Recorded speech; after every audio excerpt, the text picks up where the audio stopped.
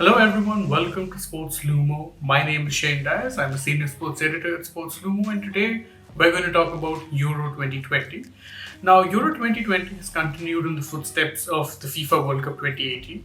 How so, you ask? Well, it's been an extremely fun tournament to watch for football fans around the world. Now, this year's Continental Cup, which, as we must remember, was delayed by a year due to the coronavirus pandemic, has featured a number of good matches and even more memorable performances, whether from the teams or from the individuals. However, and this is very important, this video in particular, this tournament has thrown up a number of interesting statistics. Now, of course, it bears repeating that using statistics to judge a game like football, which is extremely low scoring, can sometimes be a little tough. But of course, that does not mean that people are not going to show any sort of interest in what can be some fairly interesting numbers. And this particular European Championships has been a gold mine as far as interesting, weird, quirky stats are concerned. So, with that in mind, we are now going to look at 5 of the most interesting statistics to come out of the tournament thus far. Number 1. Denmark's timely run to Euro 2020 semi-finals. Now, Denmark making it as far as the semi-finals of Euro 2020 has been met with plenty of positive reactions from fans and experts alike. Their talismanic playmaker Christian Eriksen suffered a cardiac arrest in the opening game against Finland, something that had fans, players, and even his close friends and families fearing the worst when it happens. However, thankfully for him, he recovered, but was of course unfortunately not able to take any further part in the Euros. Yet Denmark, inspired by that particular incident and determined to put on a good show for the sake of their own talisman, have been imperious. In fact, them even reaching as far as the semi-finals is pretty noteworthy. This is because this is the first time since 1992 that they have made it this far in the tournament, thus making this the longest gap between successive last 4 appearances by any side. Oh, and just so we are clear, Denmark ended up winning the Euros in 1992. Number 2. The number of own goals scored. Now, Dennis Zakaria became the 10th player to score an own goal in Euro 2020 when he put the ball into the back of his own net during the match against Spain.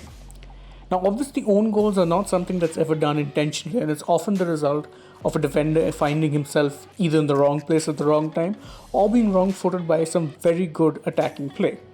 Still, even considering how intricate attacking patterns are used almost regularly in modern football, that is still a massive number of times for players to score against their own side.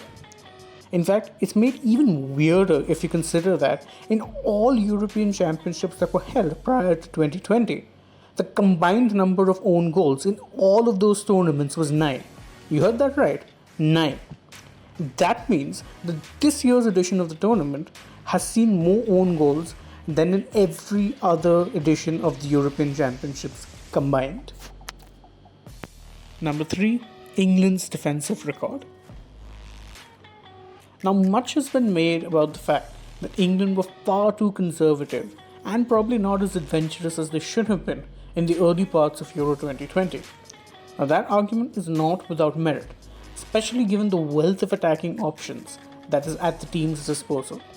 However, there is an old belief in football that defense wins titles, and it's clearly a mantra that Gareth Southgate absolutely believes in.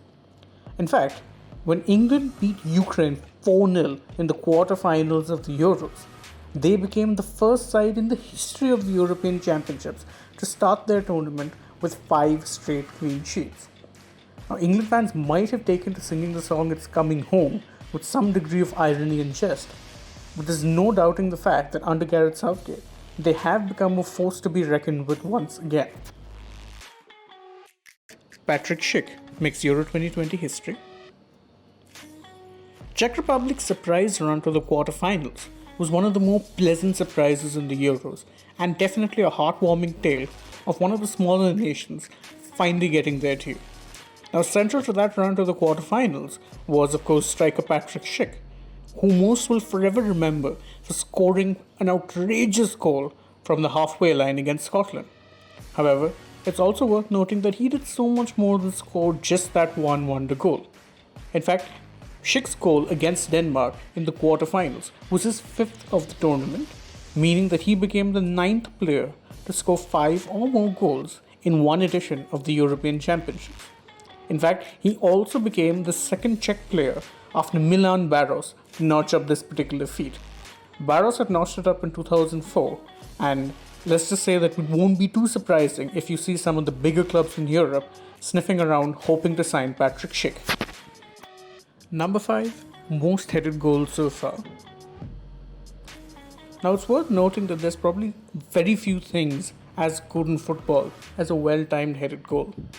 Whether it be the timing of the run which the players make, or the kind of firm but true contact between the ball and the head that ends with the ball nestling in the back of the net. It all makes for an excellent spectacle. Of course, it's also a very good way to take advantage of teams who are expecting you to play possession-based football. And as it turns out, most teams in Euro 2020 seem to be taking the aerial route every now and again. This tournament so far has seen a whopping 24 headed goals, which is the most number of headed goals in a single edition of the tournament. That is actually amazing when you think about it, especially considering most teams prefer to play on the ground and use stick interpassing and coordinated movement patterns.